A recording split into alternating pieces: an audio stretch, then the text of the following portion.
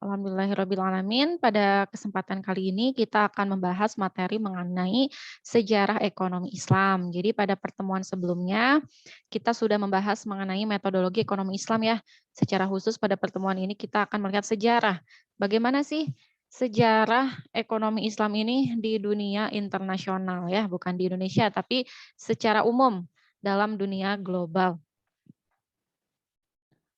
Nah, teman-teman sudah pernah dengar adanya Great Gap atau Dark Age ya, yaitu suatu kekosongan pemikiran yang ada di belahan dunia barat.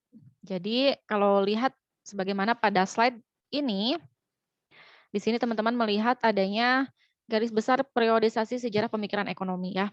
Dan pada abad 1 Masehi hingga 13 Masehi, di sini ada kesenjangan yang cukup lama ya, sekitar kurang lebih 12 abad, di mana tidak ada pemikiran mengenai ekonomi pada abad ini. Nah, ini dinamakan dengan Dark Age atau masa kegelapan di belahan dunia barat. Nah, hal ini tuh dikemukakan dalam bukunya Joseph Schumpeter ya, dalam bukunya yang bernama kalau nggak salah The History of Economic Analysis. Nah, Joseph Schumpeter mengemukakan bahwasanya ada kekosongan atau gap sejarah pemikiran ekonomi di abad 1 Masehi hingga 13 Masehi gitu. Nah, padahal kalau teman-teman tahu ya, padahal sebetulnya di dunia ini pada abad tersebut tidak mengalami kekosongan karena justru di belahan dunia timur sedang jaya-jayanya, sedang bangkit-bangkitnya pemikiran itu, termasuk di dalamnya adalah pemikiran ekonomi. Nah, pada saat di belahan dunia barat ini terjadi great gap atau kesenjangan pemikiran atau tidak ada pemikiran sama sekali, justru di belahan dunia timur, yaitu di zamannya Rasulullah SAW, Islam ini mengalami kebangkitan yang sangat pesat ya. Nah, ekonomi Islam di dunia ini kapan pertama muncul ya, yaitu pada masa Rasulullah SAW itu ada, yaitu pada masa 7 Masehi, pada abad 7 Masehi. Nah, dalam perkembangan ekonomi Islam ini terbagi menjadi beberapa bagian ya, ada periode 1, ada periode 2 dan selanjutnya nih. Di sini disebutkan periode 1 itu tokoh-tokoh pemikir ekonominya ada yang namanya Abu Yusuf, Abu Hanifah dan lain-lain. Kemudian pada periode kedua ada yang namanya Imam Al-Ghazali, Ibnu Taimiyah dan Ibnu Khaldun, di mana mereka ini merupakan para ulama yang memiliki karya dan karyanya ini atau kitabnya membahas mengenai ekonomi. Nah, kalau teman-teman lihat, di sini ada Adam Smith ya, pada abad 18 Masehi. Nah, Adam Smith ini merupakan tokoh yang paling berkontribusi dalam pemikiran ekonomi konvensional atau dalam teori ekonomi pada umumnya.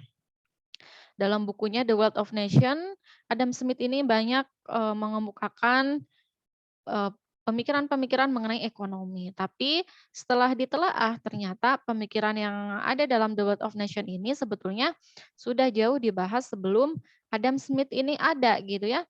Sudah tertulis di karya-karya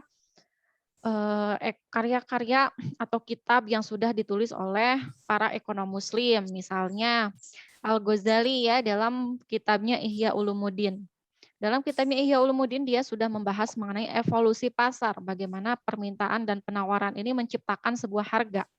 Atau beliau menyebutkan harga ini terbentuk secara alami karena adanya tangan-tangan yang tak terlihat. Nah, hal itu serupa juga dikemukakan oleh Adam Smith dalam bukunya The Wealth of Nation. Dia mengemukakan bahwasanya harga ini ditentukan oleh invisible hand ya. Jadi dapat disimpulkan bahwasanya ternyata pemikiran Adam Smith ini dipengaruhi oleh pemikiran tokoh-tokoh ekonomi muslim sebelumnya, termasuk salah satunya adalah Imam Al-Ghazali. Karena kenapa demikian? Karena terdapat kemiripan gitu ya mengenai pemikiran-pemikirannya sehingga sudah pasti ada pengaruhnya dari dunia timur atau dari ekonomi Islam gitu. Karena Adam Smith ini lahirnya setelah Al-Ghazali. Jadi otomatis yang mempelopori teori-teori tersebut adalah sebenarnya para ekonom muslim. Namun ya, para orang-orang barat ini karena ingin menguasai dunia sehingga adanya kejayaan di dunia belahan timur ini ditutup-tutupi gitu. Sehingga yang diketahui adalah yang jaya itu hanya di bagian barat saja gitu ya.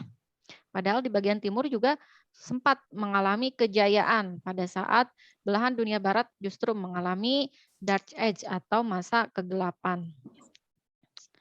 Nah, dalam ekonomi Islam sendiri perkembangannya dikategorikan menjadi beberapa fase ya. Yang pertama ada fase fondasi, yaitu di sini bermunculan para ahli fikih, filsuf dan sufi.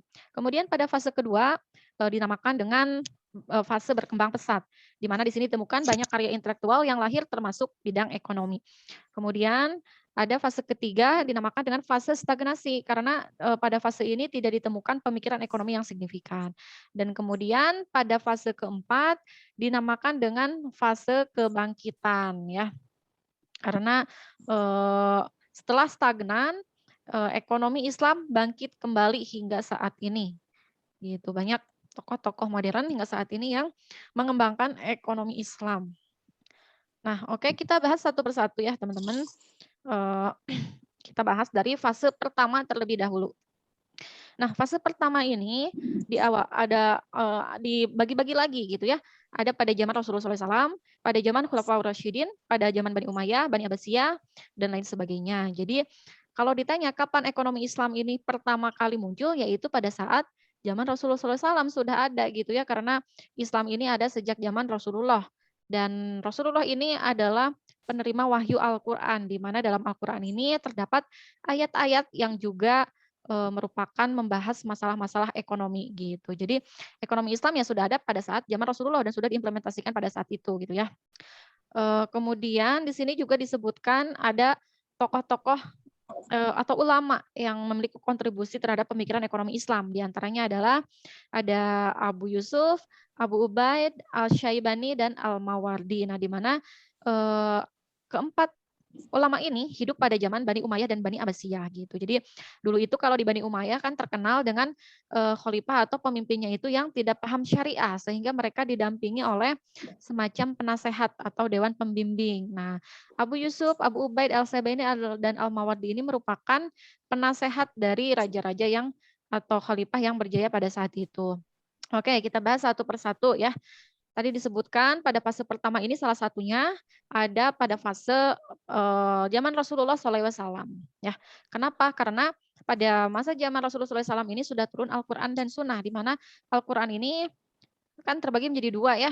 Ada surat Madaniyah, ada surat Makkiyah. Nah, tentang ekonomi Islam ini banyak ada di surat Madaniyah, karena Madaniyah ini berarti Rasulullah SAW sudah hijrah ke Madinah, dan di Madinah ini Rasul mulai memikirkan perkembangan negara pada saat itu dari sisi sosial, baik termasuk di dalamnya adalah ekonomi gitu ya. Sedangkan kalau saat di Mekah sebelum beliau hijrah, sebelum Rasul hijrah, beliau lebih banyak membahas mengenai tauhid gitu. Jadi perkembangan ekonomi ini banyak dilakukan di Madinah oleh Rasulullah SAW. Nah, dalam Al-Quran ini banyak sekali ayat-ayat yang mengatur tentang ekonomi Islam ya. Misal salah satunya adalah ayat yang mengharamkan produsen dalam mendapatkan keuntungan dengan cara yang batil. Kemudian selain itu ada juga ayat yang berupa larangan untuk ihtikar. Ihtikar itu adalah penimbunan ya. Ini jelas-jelas dilarang oleh Al-Qur'an. Kemudian juga ada larangan tadlis. Tadlis itu semacam penipuan ya, teman-teman. Misalnya ada seorang pedagang yang menjual cabai begitu ya, kemudian di kilo cabai tersebut dan kiloannya ternyata bukan yang sebenarnya. Harusnya 1 kilo malah dikasih seperempat gitu. Nah, itu bukan berarti itu sudah melakukan satu hal yang dilarang karena tadlis ya atau penipuan. Atau juga tadlis ini misalnya contohnya adalah cacat ya, menjual barang yang cacat. Misalnya menjual baju, ternyata bajunya ada robeknya sedikit di dalam gitu ya. Tapi si penjualnya tidak terbuka gitu, tidak transparan sehingga hal tersebut juga merupakan praktek tadlis yang dilarang dalam Al-Quran. Nah, kemudian pada masa Rasulullah juga menerapkan aturan hukum bisnis ya, di mana Rasulullah SAW adalah figur bisnis atau wirausahawan yang sudah menerapkan kejujuran gitu ya, kejujuran, sidik, tablik, amanah gitu ya. Kemudian di sini Rasulullah SAW juga menggalakkan semangat berbagi melalui infak dan wakaf gitu. Kemudian juga sudah membangun institusi pasar di Madinah, kemudian juga membangun Baitul Mal. Baitul Mal ini semacam seperti mungkin kalau sekarang Menteri Keuangan gitu ya, Kementerian Keuangan, jadi yang mengelola pendapatan dan pengeluaran negara. Kemudian juga di sini Rasulullah SAW juga mewajibkan pelaksanaan zakat karena memang sudah ada ayat yang turun mengenai zakat pada saat itu gitu, sehingga Rasulullah SAW sudah mewajibkan zakat. Nah, setelah masa Rasul, kemudian ekonomi Islam juga berkembang pada masa Khulafaur Rasyidin ya. Teman-teman kalau sudah belajar mengenai sejarah Islam, pasti tahu sudah pernah membahas Khulafaur Rasyidin ini. Yaitu Khulafaur Rasyidin ini adalah dia yang menggantikan Rasulullah SAW dalam memimpin kekuasaan pasca Rasulullah meninggal ya. Yang pertama ada Abu Bakar As-Siddiq. Nah, pada masa Abu Bakar As-Siddiq ini, kebijakan ekonomi yang ada diantaranya adalah Abu Bakar ini memerangi orang yang enggan membayar zakat. Jadi kalau pada masa Rasul ini, Rasul mewajibkan, nah kalau pada masa Abu Bakar ini, orang yang enggan membayar zakat ini sudah diatasi gitu ya, sudah ada kebijakannya dalam memerangi orang yang enggan membayar zakat. Kemudian selain itu juga pada masa Abu Bakar ini memberikan tunjangan kepada istri Nabi dan veteran perang Badar dan Uhud gitu. Jadi kalau sekarang ini dikenal dengan mungkin tunjangan pensiun atau dana pensiun ya. Nah, ini sudah ada pada zaman Abu Bakar As-Siddiq, di mana Abu Bakar As-Siddiq ini memberikan tunjangan atau dana pensiun kepada para istri Nabi dan veteran. Veteran ini adalah orang-orang ya yang sudah ikut perang dalam perang Badar dan Uhud gitu. Kemudian yang kedua ada masa Umar bin Khattab nih. Umar bin Khattab ini merupakan khalifah kedua setelah Abu Bakar As-Siddiq. Kebijakan yang ada pada masa Umar ini diantaranya adalah membangun hisbah atau pengawas pasar. Jadi ada suatu diwan atau lembaga khusus yang berfungsi untuk mengawasi pasar gitu ya, agar pasar ini berjalan sesuai koridor syariah gitu, tidak bertentangan dengan syariah Islam, agar terjadi perdagangan yang adil gitu di antara produsen dan konsumen. Maka adalah pengawas pasar ya atau Hisbah. Kalau sekarang mungkin bisa dinamakan dengan Dinas Perindustrian apa ya namanya tuh? Industri perdagangan mungkin ya, industri perdagangan gitu. Kemudian di sini juga ada kebijakan usyur atau bea cukai dan kebijakan khoroj. Jadi kalau kebijakan khoroj ini kayak pajak ya, tapi pajak khusus tanah gitu. Dulu kan pada masa dulu sering berperang untuk memenangkan suatu kawasan. Nah, kawasan tertentu atau lahan tertentu hasil perang itu biasanya disewakan kepada masyarakat. Nah, masyarakat yang menyewa untuk diproduktifkan lahan tersebut, maka diwajibkan untuk membayar khoroj atau pajak dari sewa tersebut kepada pemerintah.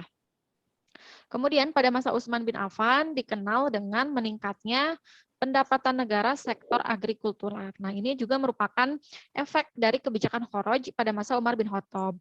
Jadi dengan adanya tanah-tanah yang diproduktifkan oleh masyarakat, sehingga sektor agrikultural pada masa Utsman ini meningkat dan pendapatan negara lewat sektor agrikultural ini juga ikut meningkat. Kemudian yang selanjutnya ada masa Ali bin Abi Thalib. Nah, masa Ali bin Abi Thalib ini beliau lebih memperhatikan produktivitas lahan pertanian dan juga kebijakan larangan menimbun atau ihtikar. Nah, sekarang kita lanjut ke pemikiran perkembangan ekonomi masa Bani Umayyah dan Abbasiyah. Nah, pada masa Bani Umayyah dan Abbasiyah ini, jadi muncul beberapa pemikir yang memiliki kontribusi yang besar ya, seperti Abu Yusuf Al-Mawardi Asy-Syaibani. Nah, adapun secara umum yang menjadi perkembangan pada masa ini adalah dari sisi pendapatan negara. Di mana pada masa Nabi itu pendapatan negara baru dari zakat gitu kan. Kemudian pada masa Khulafaur Rasyidin itu sudah ada kharaj, kemudian usyar atau bea cukai ya. Nah, kemudian ini pendapatan negara bertambah lagi pada masa Umayyah dan Abbasiyah. Di antaranya adalah ada pajak atas pasar. Jadi orang-orang yang berdagang di pasar, orang-orang yang berdagang di pasar itu dikenakan pajak atau retribusi gitu ya, harus membayar kepada pemerintah. Karena lahannya lahan milik pemerintah. Kemudian di sini ada cukai atas penjualan perumahan, kemudian ada pajak atas warisan. Misalnya ada masyarakat yang memperoleh warisan, maka sekian persennya wajib dipajakan, wajib membayar pajaknya dari warisan tersebut. Kemudian ada pajak atau retribusi perikanan gitu. Misalnya ada nelayan gitu ya yang memanfaatkan fasilitas negara pemerintah pada saat itu, maka wajib retribusi, membayar retribusi atau pajak kepada pemerintah. Nah, adapun secara umum untuk perkembangan ekonomi Islam di masa Umayyah dan Abbasiyah ini sangat tumbuh pesat gitu ya dibanding pada masa sebelumnya, dibanding pada masa Khulafaur Rasyidin. Jadi ekonomi umat Islam tumbuh pesat pada masa ini. Kemudian arus urbanisasi semakin meningkat. Jadi semakin luasnya kekuasaan Islam, semakin luasnya wilayah yang menjadi kekuasaan Islam, maka banyak orang-orang yang berpindah penduduk dari satu tempat ke tempat lainnya ya, atau disebut dengan urbanisasi. Nah, selain itu juga perdagangan semakin semarak. Jadi semakin banyak mobilisasi, kemudian pertukaran tempat semakin banyak, juga perdagangan semakin marak. Kemudian pada masa itu juga dibuat biro baru ya, diantaranya kantor pos dan biro al-mustagholat, atau kalau sekarang mah disebut dengan BUMN ya, zaman sekarang mah Badan Umum Milik Negara. Jadi sebuah perusahaan yang mencari profit atau keuntungan gitu ya, tapi perusahaannya milik pemerintah gitu. Jadi miliknya milik pemerintah. Nah, kemudian selain itu pada masa ini juga hidup ulama-ulama, antaranya ada Abu Yusuf. Nah, Abu Yusuf ini merupakan hakim agung masa Harun ar-Rasyid. Jadi kalau pada dinasti Umayyah ini di antara para khalifahnya, para rajanya itu ada penasehatnya atau hakim agungnya. Nah, Abu Yusuf ini merupakan hakim agungnya pada masa Raja Harun ar-Rasyid. Nah, Abu Yusuf ini untuk kepentingan sebuah negara, dia menyusun sebuah kitab ya, atau buku namanya Al-Kharaj, di mana Al-Kharaj ini di dalamnya merupakan pemikiran-pemikiran Abu Yusuf mengenai keuangan publik Islam, pendapatan dan pengeluaran negara. Kemudian selain itu ada juga Al-Mawardi. Nah, Al-Mawardi ini merupakan sama ya, merupakan hakim agung juga, yaitu pada masa Al-Qaim bi Amrillah. Nah, bukunya yang terkenal dari Al-Mawardi ini adalah Al-Ahkam Al-Sultaniyah, atau di dalamnya berisi mengenai tata kelola pemerintah, pendapatan dan belanja negara atau hisbah. Kemudian ada juga pemikiran Asy-Syaibani. Nah, kitabnya yang dikarang oleh Asy-Syaibani adalah Kitab Al-Ihtisab atau mencari penghasilan. Di mana dalam kitab Asy-Syaibani ini sudah ada pemikiran-pemikiran ekonomi mikro, diantaranya konsumsi, produksi, dan distribusi.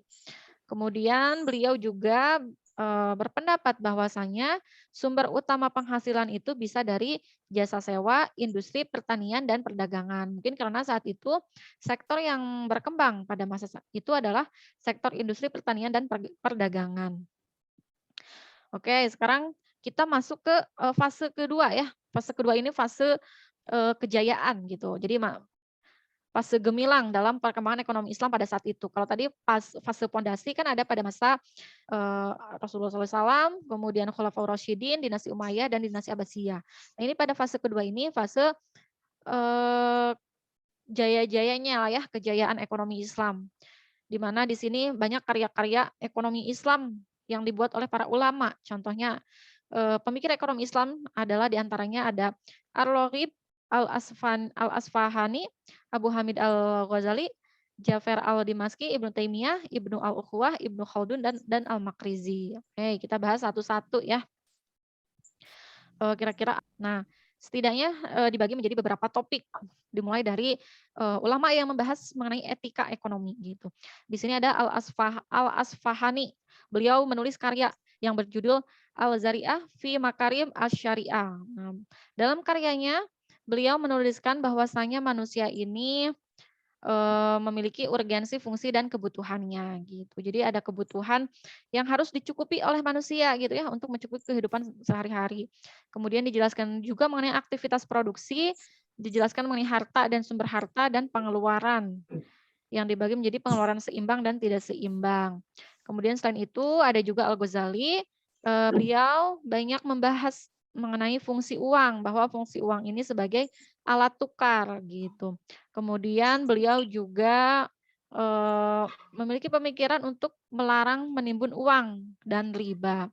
Dan beliau juga memiliki pemikiran ekonomi mengenai kebutuhan manusia ya, ada daruriyat, hajiyah, dan tahsiniyat. Nah, ini sama kayak teori dalam ekonomi konvensional, ada kebutuhan primer, sekunder, dan tersier ya. Kalau daruriyah ini primer, kalau hajiyah ini sekunder, dan kalau tahsiniyat ini adalah tersier gitu. Di mana yang daruriyah ini berfokus kepada kecukupan 5 hal utama, yaitu hibzul, hibduddin ya, hibdul akli, hibdun nasab, dan lain sebagainya.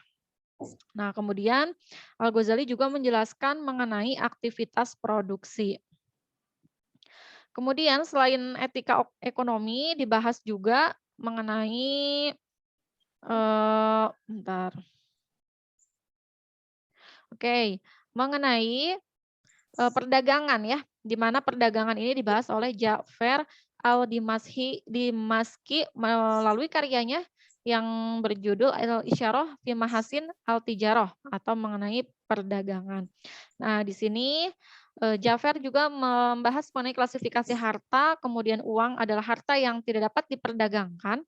Jadi karena kalau di perdagangan gitu masuknya ke riba ya, jadi uang ini tidak untuk diperdagangkan gitu. Kemudian di sini juga dibahas mengenai spesialisasi kerja. Jadi spesialisasi kerja ini semacam bahwa setiap orang itu memiliki kemampuan untuk bekerja di bidangnya masing-masing. Kemudian membahas juga mengenai permintaan dan penawaran ya. Kemudian juga penentuan harga. Jadi kalau suatu harga itu kan ditentukan oleh permintaan dari sisi konsumen dan penawaran dari sisi produsen. Kemudian beliau juga menyampaikan bahwasannya harga ini dipengaruhi oleh beberapa faktor. Misalnya faktor pertama adalah biaya produksi ya, biaya-biaya yang dimunculkan untuk menghasilkan produk tersebut. Kemudian dipengaruhi oleh juga tenaga kerja ya, berapa jumlah tenaga kerjanya, berapa gajinya itu akan mempengaruhi dari harga suatu produk. Kemudian dipengaruhi oleh permintaan. Nah, seberapa banyak konsumen yang membutuhkan atau yang membeli produk tersebut, semakin banyak permintaan, maka produk tersebut akan semakin tinggi harganya gitu. Kemudian beliau juga menjelaskan mengenai disparitas harta dan etika bisnis seperti jujur, adil, toleran, dan toleran dalam harga. Maksudnya toleran dalam harga di sini adalah bagaimana pedagang ini menetapkan harga secara adil atau mengambil keuntungan sewajarnya saja. Nah, kemudian ada juga kajian ekonomi dengan analisis sejarah ya, yang dikemukakan oleh Ibnu Khaldun. Jadi bisa dibilang bahwasanya yang kalau yang paling berperan dalam ekonomi konvensional itu adalah Adam Smith ya, sehingga Adam Smith itu sering disebut sebagai bapak ekonomi gitu ya. Nah, kemudian siapa bapak ekonomi Islam? Nah, ini Ibnu Khaldun sering disebut sebagai bapak ekonomi Islam karena banyak sekali pemikiran-pemikirannya yang dituangkan untuk ekonomi Islam. Oke, lanjut. Kemudian selain Ibnu Khaldun, di sini Ibnu Khaldun banyak membahas mengenai pajak dan penerimaan negara. Kemudian beliau juga mengemukakan bahwasanya pemerintah jangan bersaing bisnis dengan swasta gitu. Jadi biarkan swasta ini berjalan sebagaimana mestinya karena kalau swasta ini mendapatkan keuntungan yang sebanyak-banyaknya maka pajak yang ditarik oleh negara pun akan banyak gitu. Jadi penghasilan negara pun akan banyak ketika swasta ini maju. Kemudian di sini Ibnu Khaldun juga memiliki pemikiran bahwa manusia ini wajib bekerja gitu. Meskipun iya semua segala sesuatu itu sudah diciptakan oleh Allah Subhanahu wa taala, tapi manusia ini wajib bekerja untuk memenuhi kebutuhannya. Kemudian Ibnu Khaldun juga mmm, memiliki pemikiran mengenai spesialisasi kerja. Jadi spesialisasi kerja ini maksudnya beliau mencontohkan misalnya dalam pembuatan atau produksi roti. Nah, yang memproduksi roti ini tentunya tidak dilakukan oleh satu orang saja yang hanya mengerti bagaimana cara mengopen roti gitu ya, tapi harus juga dibarengi atau kerjasama gitu ya antara orang yang paham produksi misalnya dengan misalkan bagian packaging, bagian pemasaran dan lain sebagainya. Jadi dibutuhkan spesialisasi kerja dalam memproduksi suatu barang. Kemudian beliau juga berpendapat mengenai perdagangan internasional. Jadi karena adanya kebutuhan dan sumber daya yang berbeda di antar wilayah, maka perlu adanya perdagangan internasional atau perdagangan dari satu negara ke negara yang lainnya. Kemudian beliau juga menyampaikan bahwasanya jumlah populasi ini ada kaitannya dengan produksi suatu barang. Misalnya semakin tinggi jumlah populasinya maka produksi akan suatu barang juga harus meningkat gitu. Kemudian di sini beliau juga berpendapat mengenai emas dan perak sebagai standar moneter gitu ya, karena emas dan perak ini adalah komoditas yang stabil. Nah, kemudian ada muridnya Ibnu Khaldun ya, namanya Al-Makrizi. Di sini beliau juga memiliki sumbangsih pemikiran ekonomi mengenai kenaikan harga. Jadi istilahnya dulu mungkin kenaikan harga, istilah sekarang baru ada istilahnya namanya inflasi ya. Jadi inflasi itu kenaikan harga-harga secara umum, bukan hanya satu harga saja. Misal kalau ya yang naik satu harga aja misalnya minyak aja yang naik, itu bukan inflasi ya, tapi kalau misalnya banyak yang naik, misal minyak naik, gas LPG naik, kemudian bawang merah, bawang putih naik, cabai naik ya. Nah, itu namanya inflasi karena sebagian banyak harga-harga mengalami kenaikan. Nah, di sini menurut Al-Makrizi ada beberapa faktor yang menyebabkan terjadinya inflasi. Faktor yang pertama adalah peredaran uang fulus. Jadi dulu itu ada uang ya, uang itu dari dinar dan dirham. Dinar ini oke mungkin tadi kelewat ya. Jadi pada zaman dulu itu umat Islam sudah memiliki mata uang sendiri, yaitu dinar dirham. Dinar dirham.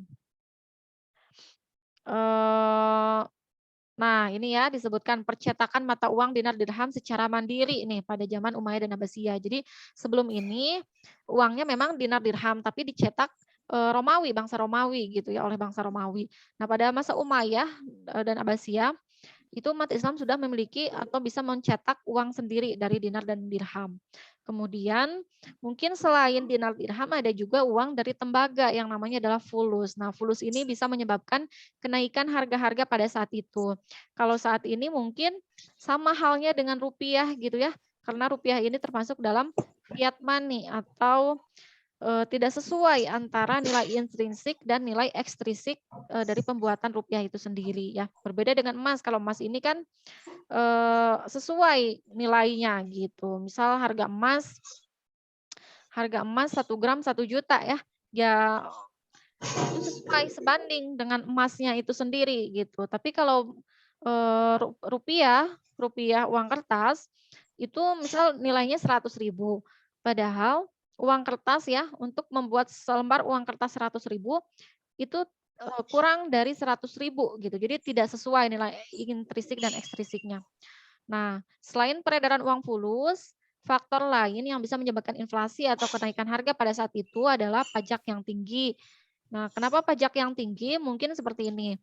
Jadi, kalau misalnya pemerintah menerapkan suatu pajak kepada pertanian misalnya ya, kepada lahan pertanian yang terlalu tinggi, misalkan contohnya lahan pertaniannya adalah kurma pada saat itu mungkin ya. Nah, maka harga kurma yang dijual oleh produsen ke konsumen akan tinggi gitu ya, karena konsumen tidak mau menanggung pajak sendirian, pasti dia membagi besaran pajaknya kepada konsumen juga gitu ya, yang berakibat kepada dinaikanlah harga kurma gitu ya di pasaran, sehingga terjadi kenaikan harga. Kemudian juga inflasi ini bisa disebabkan oleh korupsi dan bencana alam. Nah, kemudian pemikiran yang lainnya pada masa, fase kedua ini adalah institusi hizbah atau pengawas pasar, yaitu, siapa aja yang tokoh siapa aja ya yang memiliki kontribusi terhadap institusi hizbah ini, di antaranya Ibnu Taimiyah melalui bukunya Al-Hizbah fi Al-Islam, kemudian Ibnu Al-Ukhwah melalui karyanya Ma'alim Al-Qurbah fi Ahkam Al-Hizbah, dan Asy-Syazari Nihayat Ar-Rutbah fi Thalab Al-Hizbah, dan Ghazali juga termasuk Ghazali ya dalam bukunya juga menulis tentang hizbah, yaitu karyanya yang sangat fenomenal Ihya Ulumuddin. Nah, kemudian masih banyak sebetulnya ya yang pada masa kebangkitan ini, pada masa kejayaan ini, pada fase kedua, masih banyak pemikiran-pemikiran yang lainnya gitu. Nah, ini hanya sebagai contoh saja, dimunculkan beberapa tokoh gitu ya, sebetulnya masih banyak. Nah, kemudian setelah fase kedua ini, yaitu fase ketiga ya, di mana fase ketiga ini, eee, pada fase ketiga ini mengalami ya, stagnasi. Stagnasi itu artinya tidak ditemukan pemikiran-pemikiran yang berarti gitu. Jadi, tidak ada pemikiran yang muncul sehingga, disebut dengan fase stagnasi. Nah, kemudian setelah fase stagnasi muncullah fase, kebangkitan hingga saat ini ya. Nah, fase kebangkitan ini, dibagi lagi menjadi 4 kategori. Yang pertama adalah seperempat abad 20 ke 1. Jadi, kebangkitan ini ada pada abad ke-20 ya teman-teman. Di mana, pada abad 20 yang ke-1 ini, semangat, pemimpin negara muslim dalam merubah sistem ekonomi, gitu. Jadi diprakarsai oleh para pemimpin negara-negara muslim. Kemudian, mereka menggali pemikiran ulama klasik tentang ekonomi, ya yang tadi saya ceritakan itu ya, dimulai dari Rasulullah, Khulafaur Rasyidin, dinasti Umayyah Abbasiyah, kemudian para, ulama ekonomi Islam zaman dulu. Kemudian seperempat abad 20 kedua, mulailah bermunculan tulisan tentang pemikiran ekonomi Islam dan pandangan Islam tentang ekonomi jika dibandingkan dengan pemikiran barat ya. Jadi dulu itu, dengan penerapan ekonomi barat, dengan penerapan teori-teori ekonomi barat, banyak orang yang pesimis gitu karena, dengan penerapan riba ini bunga ini ternyata bisa membuat krisis keuangan, sehingga Islam ini diharapkan sebagai sebuah solusi gitu ya dari adanya, keberadaan bunga dalam keuangan keuangan konven ini. Nah, kemudian pada abad 20 ketiga ini baru muncullah tokoh-tokoh muslim yang mengkampanyekan ekonomi Islam, seperti contohnya adalah Bakir As-Sadar, Najatullah As-Siddiqi, kemudian Syekh Waliullah, Umar Capra, dan lain sebagainya. Nah, barulah pada seperempat abad terakhir, dukungan secara institusional terhadap ekonomi Islam dan pengakuan ekonomi Islam secara masif di berbagai negara. Hingga saat ini ekonomi Islam terus mengalami perkembangan gitu ya, sampai di Indonesia juga ekonomi Islam ini terus berkembang hingga saat ini. Dimulai dari dulu ada berdirinya, diprakarsai dengan berdirinya Bank Muamalat Indonesia, kemudian asuransi syariah, dan diiringi oleh lembaga-lembaga lainnya ya. Ada pasar modal syariah, ada sukuk, lembaga-lembaga sosial, zakat, infak, wakaf gitu ya. Hingga saat ini mengenai pengembangan industri halal yang merupakan juga termasuk dalam ekosistem ekonomi Islam ya. Oke, baik, mungkin sekian ya teman-teman materi dari saya. Silakan barangkali dari teman-teman ada yang mau ditanyakan.